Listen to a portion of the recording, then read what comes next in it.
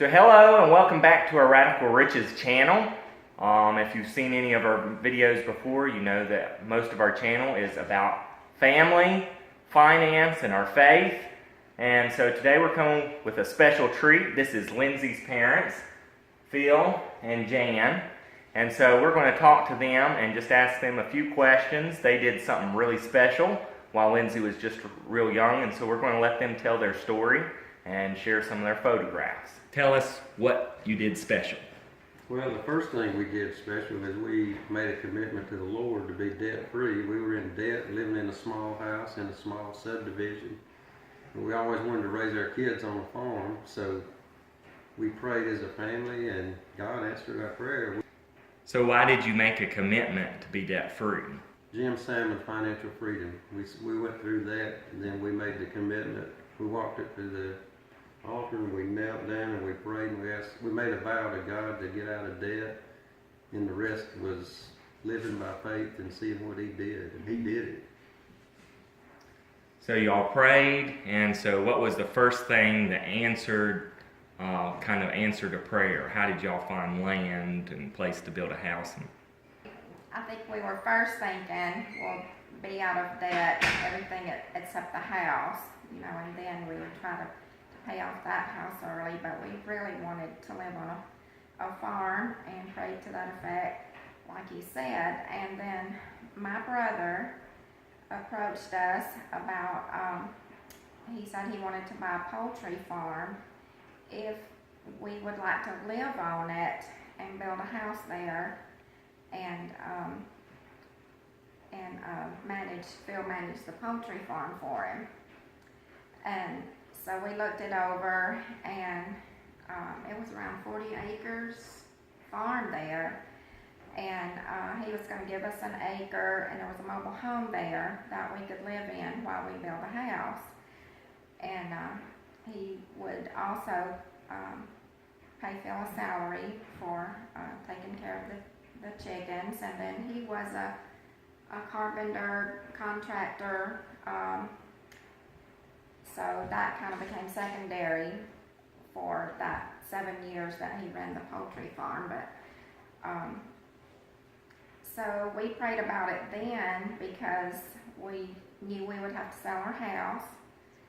And then, did God want us to build the house debt-free? Since we had made that commitment, and we both felt like He did want us to do that. And so we also bought 4 more acres of land to go with the one, so that we had 5.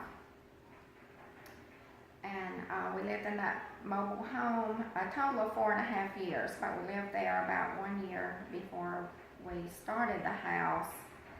And then it was 3.5 years until we moved in it. So he built the house with the help of his dad and some friends. He bartered some of the work.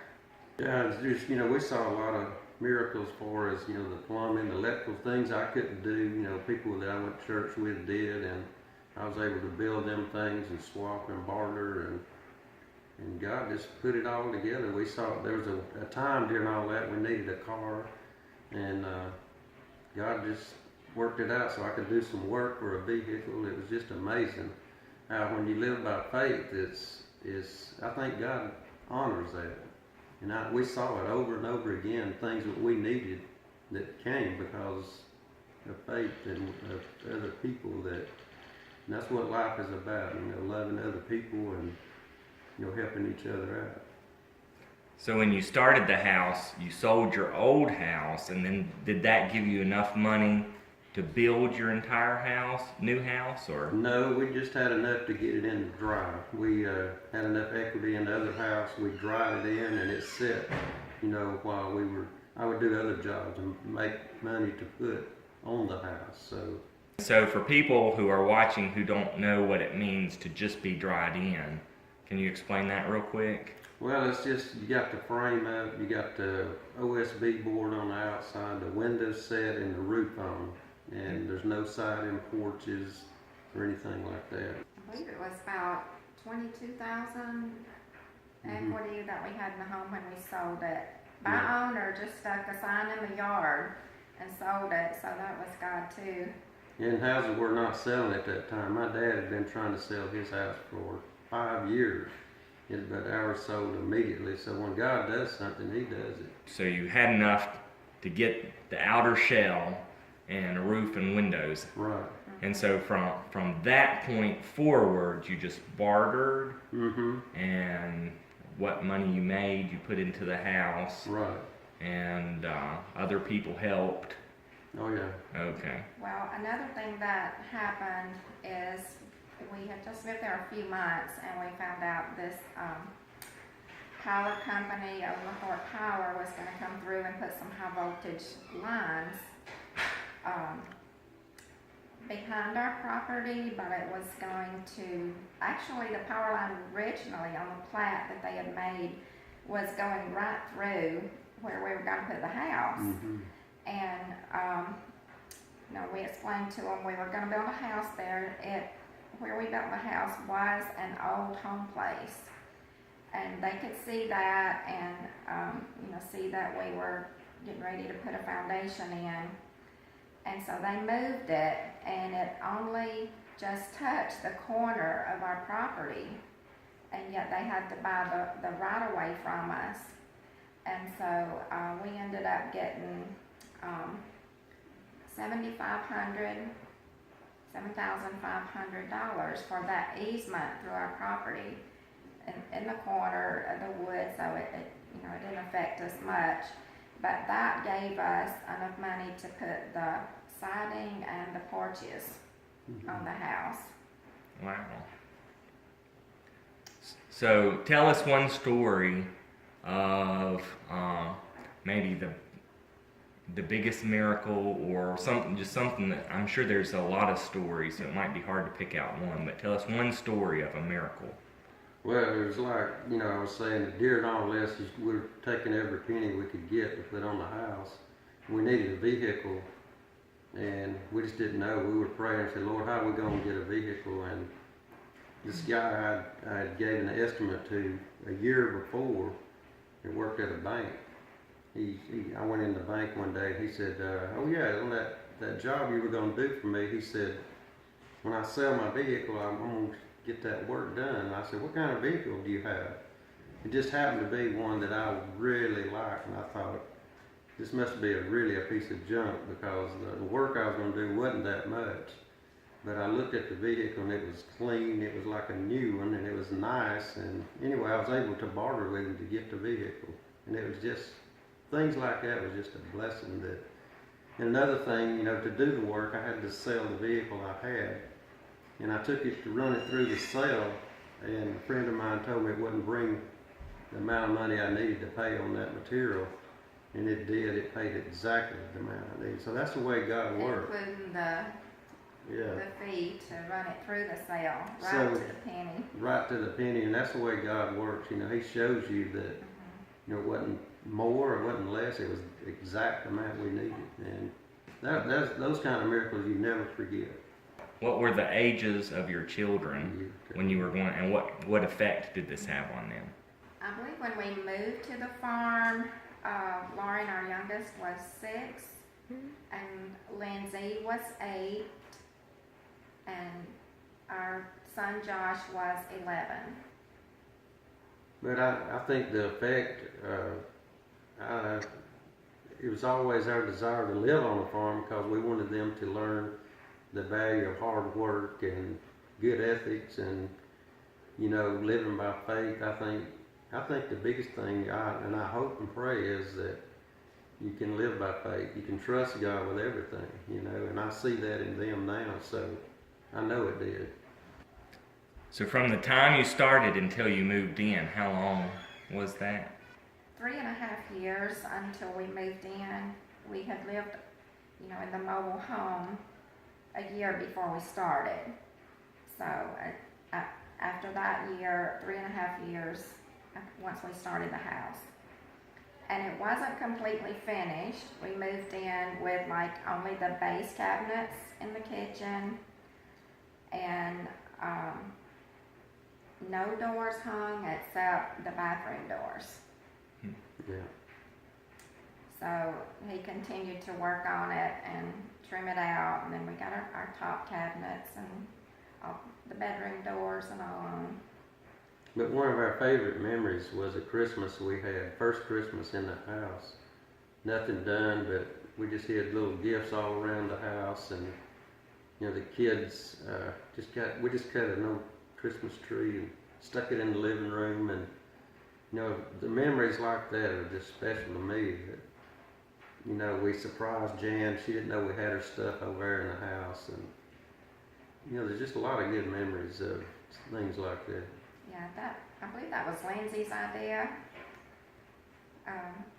because we really wanted to be able to be in the house by that Christmas, but we were not. We still didn't have the sheetrock up, and so the kids surprised me by just going out in the woods and cutting a little pine tree and sticking it in there and decorating it and putting a little gift for me in each room. What were the ages of the kids when you moved in the house? I think Lindsay was 13. Well, we would have been 11, 13, and 16. Yeah. Josh was that old? Because he's 3 years older than me. So, He was a teenager. yeah. So through the process, did you ever go through low points or points where you were ready to give up, or tempted to just go get a loan and just finish it and move your family in? Yes, there was, you know, especially her parents were encouraging me to go get a loan. I think the main reason they were concerned about their grandkids living in that trailer, and you know, it almost caught on fire one time. And now that I'm a grandparent, I can see the point. Yeah, twice. So when you moved in, tell us what kind of feeling that was to move into a house and know you had no debt on it whatsoever. Oh, we felt like we had moved into a mansion. If you could imagine living in a tight little trailer. Then when we first moved in, we would walk around and look around like, wow. It was like freedom, yeah. The house seemed really big to us because before we moved to the farm, we just lived in a little brick house, ranch style, that was about 1,000 square feet. And so then we moved into the mobile home.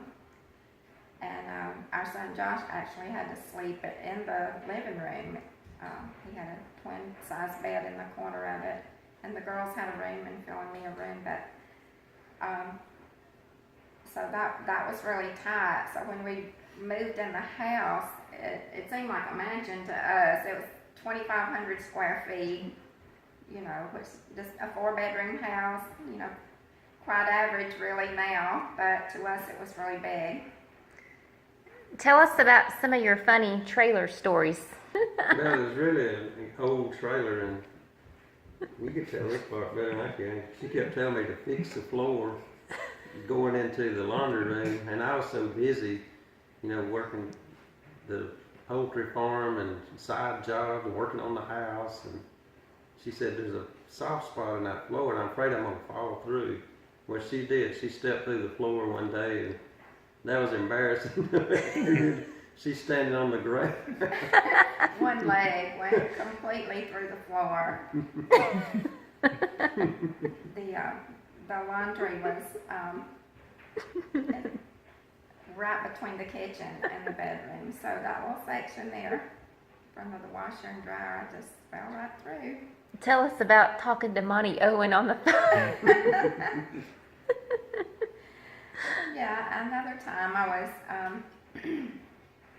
talking on the phone to a friend from church, and there was a little crack in the tile ceiling up over the kitchen sink, and I happened to look up, and there was a little mouse peeking through that crack, and I can't stand mice, so I screamed.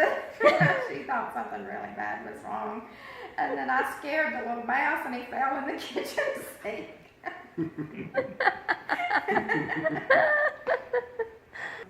You want to tell us about your bathroom? About what? Your bathroom in the trailer? Here, they make up on all these stories. I don't want people to think it was too horrible. That tree growing through the bathtub. I just remember going in there and that tub was sunk down. It was like they wrote this far. There's a big I crack. say the whole tub was gonna hit the ground Monday, but we made it. That kind of stuff provides YouTube heavy entertainment. No, I remember one time there was this Lauren came in there and said, "Mommy, there's a squirrel in the bedroom, in the bathroom." And I ran in with a broom because I knew what it was. It was a big old gopher rat. So I hit him with a broom, poked him out the crack. I had a hard time getting over that one. I would open the bathroom door very slowly and peek in and make sure there was not one of those in there before I went in. So after going through this whole experience and then moving in, is this something you would do over a second time if you had the chance? Yes, absolutely. Yes, definitely. You know, the Bible says without faith it's impossible to please God, and I feel like that's one thing in our life that we did by faith, and it took a lot of faith because especially as a man, the provider, you think, you know, you're it, you can provide, you can do, but when you do something like that, you realize that God is the one, you know, that if you're just willing to do your part, He does His part.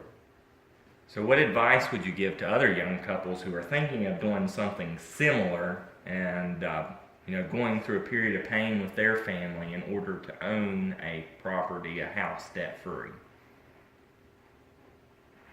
I would tell them to pray about it and know that it's God's will for their family and their life. Everybody's at a different place, you know, a different time in their life. It may not be for everybody. But if they pray about it and they get to go ahead and they know that it's something they need to do by faith, then I'd say go for it because it is super rewarding. It's one of the greatest things they can do. We would not have been able to afford the payments on a house like this if we No. borrowed the money from the bank. So it's not because we had money that we were able to do this. It was definitely by faith, and we went ahead and started the house with what we had, and then every step of the way was just by faith. He provided it.